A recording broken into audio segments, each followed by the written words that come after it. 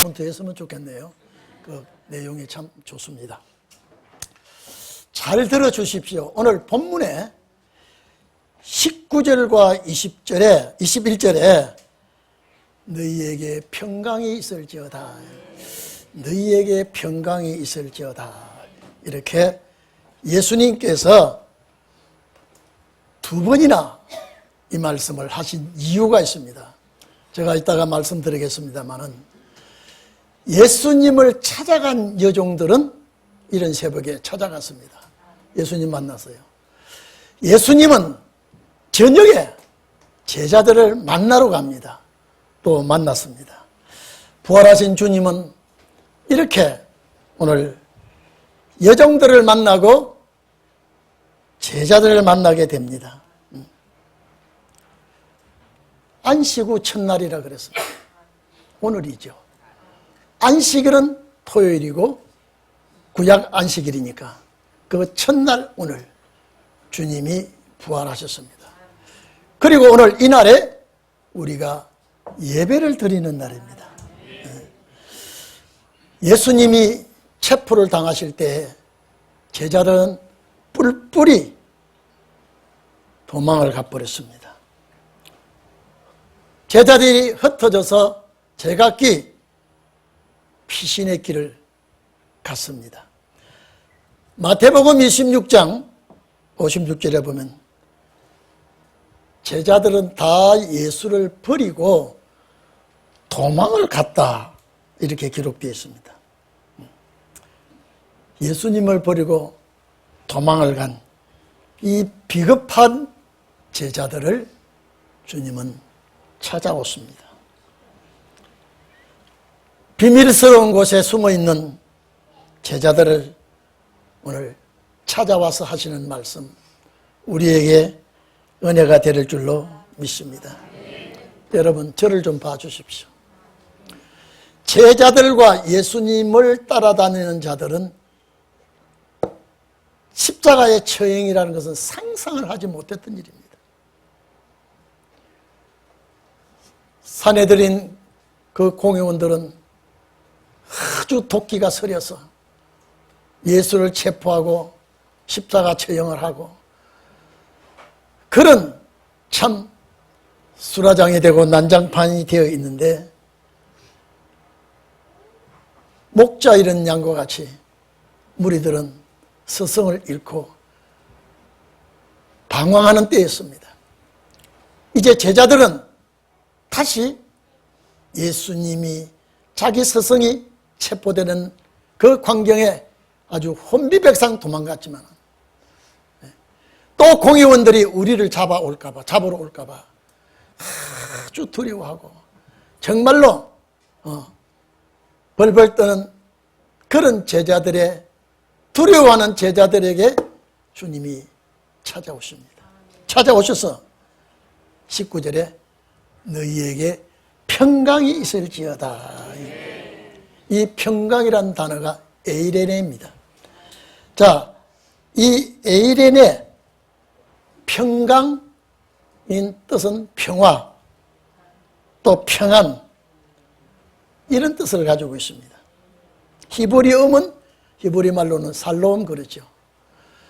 정말로 제자들에게는 기쁜 소식입니다. 스승을 잃고 좌절하고 낭망 속에서 또 불안한 가운데 이제 주님이 찾아오십니다. 평안하느냐? 평안하냐? 오늘 주님이 찾아오셔서 벌벌 떨고 있는 제자들에게 그 공포심을 이제 물리치는 말씀을 하시는 것입니다. 안심시켜 주는 소리입니다. 오늘 여러분, 이 주님의 음성이 여러분들에게 임하기를 바랍니다. 세상은 불안합니다. 언제 또 어떻게 될지 모르고 무슨 일이 부닥칠지 우리는 모릅니다. 정말로 경각간에 무슨 놀랄 일이 부닥칠 때 오늘 너희에게 평강이 있을지어다라는 주의 음성이 여러분들에게 있기를 바랍니다. 이것은 두려움에서 해방시키는 소리입니다. 근심, 걱정을 물리치는 소리입니다. 오늘 이 땅에 사는 여러분, 정말로 혼란하고 어지럽고 복잡다단한 세상에서 우리가 근심 걱정이 떠날 날이 없습니다. 여러분 생각해 보십시오. 근심 걱정 없는 분이 아무도 없을 겁니다. 그런데 근심 걱정 속에 있는 여러분들에게 평강이 있을지어다 라는 음성이 있기를 바랍니다. 질병의 두려움 속에 있는 자들에게, 질병 때문에 괴로워하는 자들에게 너희에게 평강이 있을지어다, 이 주의 음성이 있기를 바랍니다. 검정말의 위협이, 검정말의 세력이 날뛸 때에 정말로 경제가 파탄이 되고 여러 어려운 문제들이 부딪혀 올 때에 너희에게 평강이 있을지어다, 이 음성이 여러분의 고막을 울리기를 바랍니다. 붉은 말의 정체가 날뛰고 기독교를 위협하고 여러분의 사생활을 위협한다 할 때에 너희에게 평강이 있을지어다, 이 축복의 말씀이 있기를 바랍니다.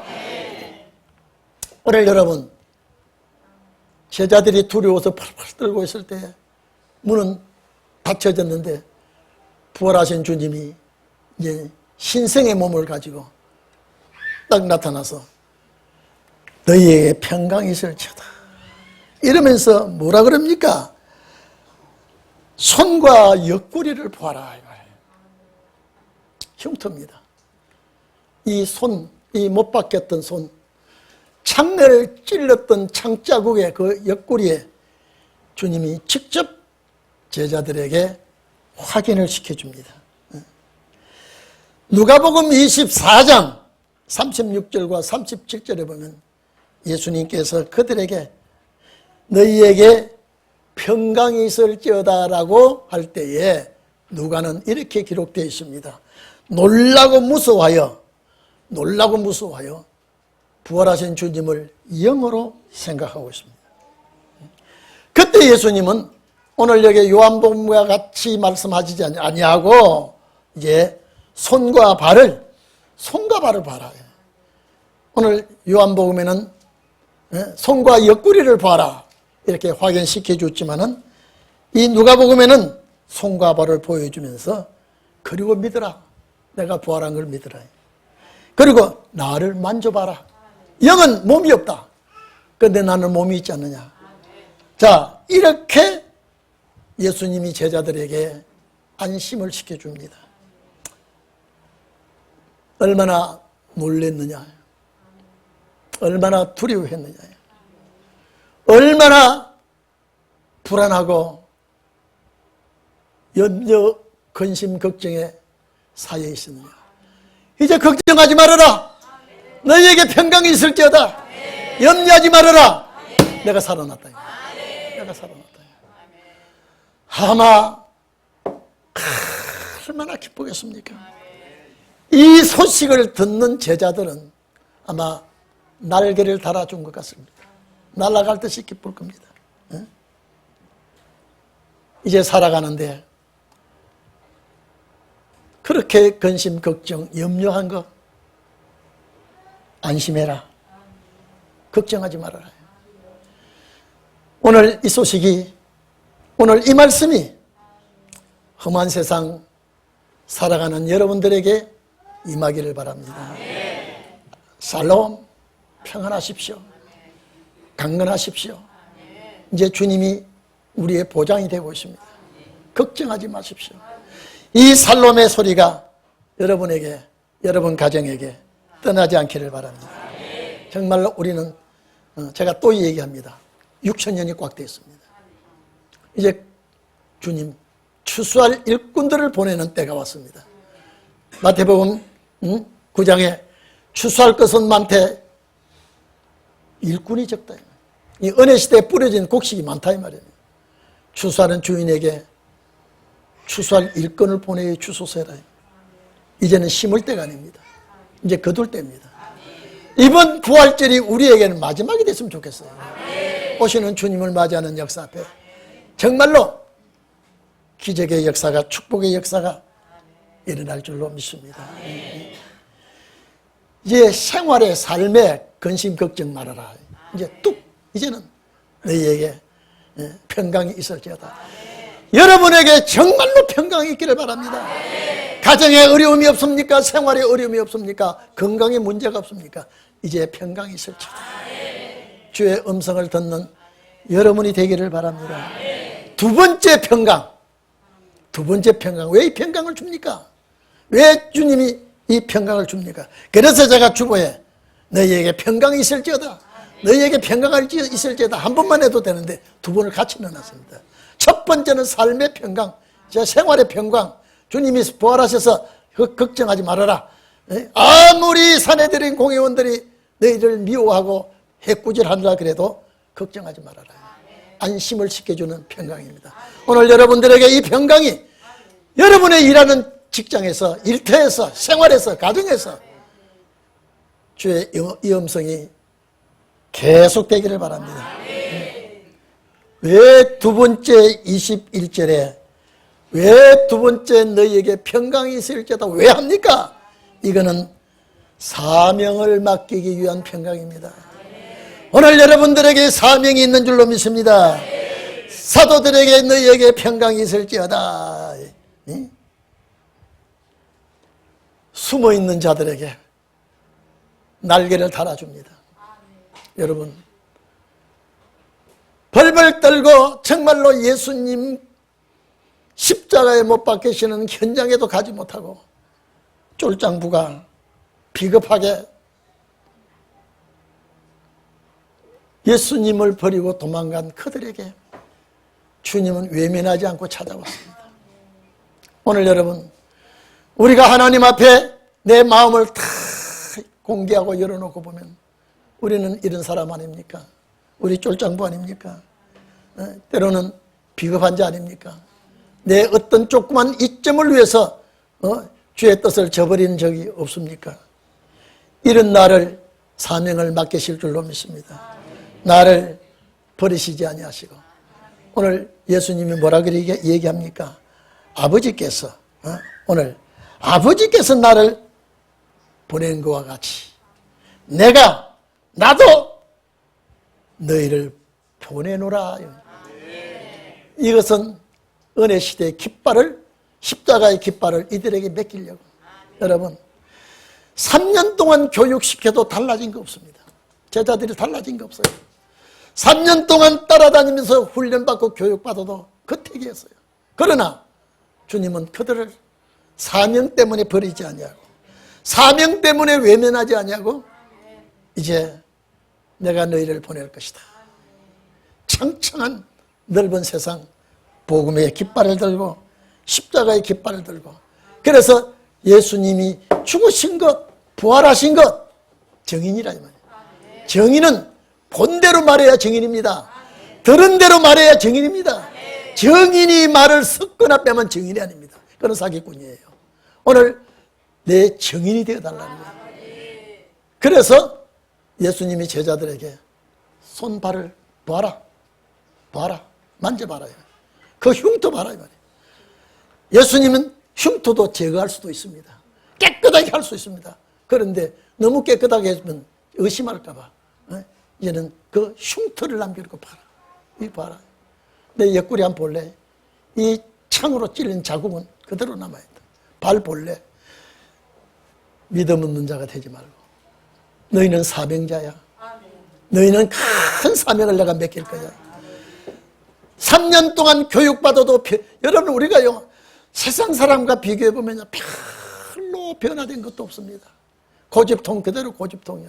수틀리면 내 입에서 막 은혜로운 소리가 나오지 못하고 그렇지만은 하나님께서 우리를 버리시지 아니하시고 하나님께서 우리를 외면하지 아니하시고 너희에게 평안이 있을지어다. 오늘날 예수님께서 제자들에게 은혜시대 사명을 맡긴 것과 같이 오늘 우리 신혼의 날은 오늘 우리 이 말씀을 듣는 여러분들은 말씀의 사명 신혼의 날에 원수가 없는 이 시대에 사명을 맡기실 줄로 믿습니다. 네. 오늘 이 자리에 계신 여러분요 그러시면서 숨을 후 내쉬며 성령을 받으라 라고 말합니다. 숨을 내쉬며 숨을 크게 내쉬면서 성령을 받으라. 푸뉴마 하기오스 귀한 성령을 너희들이 받아라. 이 말은 성령 완전히 받는 날은 오순절입니다. 근데 너희는 이제 성령에 붙들린 성령의 사람이 되어라. 성령을 받으라 하면서 성령을 위하여, 사명을 위하여 성령의 사람이 되어라. 이제 너희는 성령의 이끌림을 받을 것이다. 오늘 여러분 창세기 2장 7절에 보면 하나님께서 흙으로 사람을 지어놓고 아담을 만들고 생기를 코에 불어넣습니다.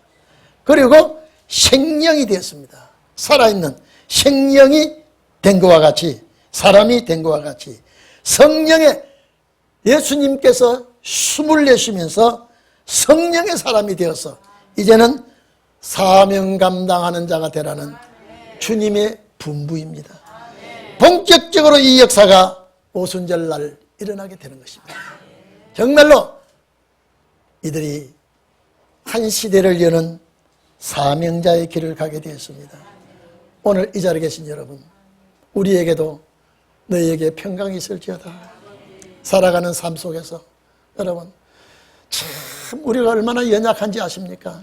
조그만한 일에도 놀래기도 잘합니다. 조그만한 일 생기도 두려움도 저희들에게 참 엄습해 오면 감당을 못합니다. 그런 우리에게 그대로 내버려 두면 놀라서 기절하고 쓰러지고 엎드러질 자들이지만은 내가 너희들에게 평강을 주겠다. 이 말은 살려주겠다 이 말입니다. 무엇 때문에? 여러분 식초이가 되라고 하시는 것 아닙니까? 밥 축내기 위해서 아니에요. 사명 때문입니다. 여러분에게 이런 사명이 반드시 있기를 바랍니다. 반드시. 너희들을 꼬락산 입으면 자격이 없어. 그러나 사명을 너희들에게 줘야 되기 때문에 창세전에 그리스도 안에서 예비된 사명을 너희들이 감당해야 되기 때문에 평강을 받아야 됩니다. 오늘 여러분 태풍이 휘몰아치고 환란의 바람이 휘몰아쳐도 평강하시기를 바랍니다. 하나님이 여러분과 함께 해주시고 저는 이 부활절 예배를 바꿔버렸습니다.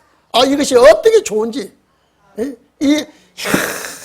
나에게 살아가는데 이 평강이 온다면 여러분요 살얼음판을 걸어가는 성도들에게 앞으로 우리가 어떻게 될지 알지 못하는 이 판국에 주의 평강이 온다면 이것같이 큰 축복이 어디 있습니까? 이것같이 큰 은혜가 어디 있습니까? 왜 살려주느냐? 왜 평강을 주느냐? 너에게 큰 사명이 있어. 앞으로 신혼의 날에 우리에게 하나님께서 사명을 맡기기 위해서 우리에게 성령의 사람이 되게 하시고 늦은 빛 성령이 여러분에게 임하게 하시고 한 시대를 여는 그런 축복의 역사가 있기를 바랍니다. 그래서 주님은 두 번이나 너희에게 평강이 있을지어다 했구나. 하나는 살려줘야 되기 때문에, 하나는 붙들어줘야 되기 때문에 평강을 주시고, 하나는 사명을 줘야 되기 때문에 평강을 주시고, 어떻게 이 말씀이 좋은지 한 번 읽고 두 번 읽고 자꾸만 읽고 싶더라고요. 이 사명이 우리에게 있구나. 이 사명이 우리에게 있구나.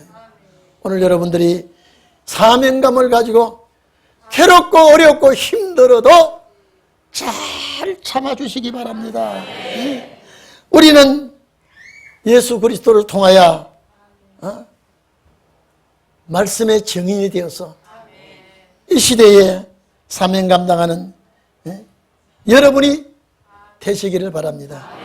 놀라운 것은 23절에 보면 너희가 네 죄든지 사하면 사해질 것이고 네 죄든지 그대로 두면 그대로 두라. 이거는 여러분 마지막 신혼의 날의 특권입니다. 여러분 실제 우리는 죄를 사할 수가 없습니다. 죄 사하는 역사는 주님밖에 없습니다. 근데 너희가 죄를 사한다 이 말은 죄 사도록 역사하겠다 이 말이에요. 죄는 하나님께 우리가 다시 말해서 변호사 역할을 잘할 수가 있어야 됩니다. 죄를 용서해 주세요. 저번에 잘못을 용서해 주세요. 주님은 죄를 사해 주는 것. 그래서 우리가 주님 가르쳐 주신 주시는 기도에도요. 우리가 우리들의 죄를 사해 준 것 같이 우리 죄를 사해 주옵소서. 이 근본 쇠죄에 사는 것은 주님입니다. 그런데 오늘 여기께서 이건 엄청난 특권을 주는 역사입니다. 네? 여러분 마태복음 16장 19절에 보면 내가 너희에게 천국의 열쇠를 주노니 너희가 땅에서 무엇이든지 매면 하늘에서도 매일 것이요 너희가 땅에서 무엇이든지 풀면 하늘에서 풀릴 것이다.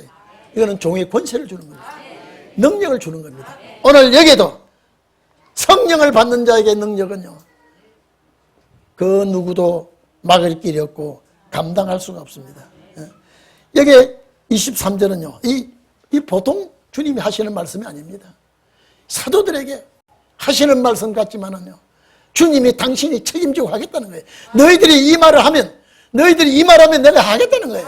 너와 나와 하나가 되어서 너희가 이 죄를 사하겠다고 강구하면 내가 사해 주겠다는 거예요. 저가 안 되겠다고 하면 내가 안 되겠도록 하겠다는 거예요. 하나님이 권세 역사가 너를 통하여 나타나게 하겠다는 겁니다. 오늘 여러분 신은의 역사, 마지막 역사, 사명자의 역사가 이 역사가 될 줄로 믿습니다. 오늘 예수 그리스도의 증인들은 말씀의 증인들은 사도들보다 7배 강한 역사가 나타나기 때문에 반드시 우리에게 이런 역사가 일어날 줄로 믿습니다. 오늘 제목 항상 마음에 새기기를 바랍니다. 너희에게 평강이 있을지어다. 이유는 무언가? 사명 때문에. 내가 살아가는 삶도, 내가 생활하는 것도, 내가 가정을 꾸리는 것도, 내가 자녀를 기르는 것도 내가 아마 사명 때문에 평강이 와야 됩니다. 여러분의 가정에 평강이 가득하기를 바랍니다.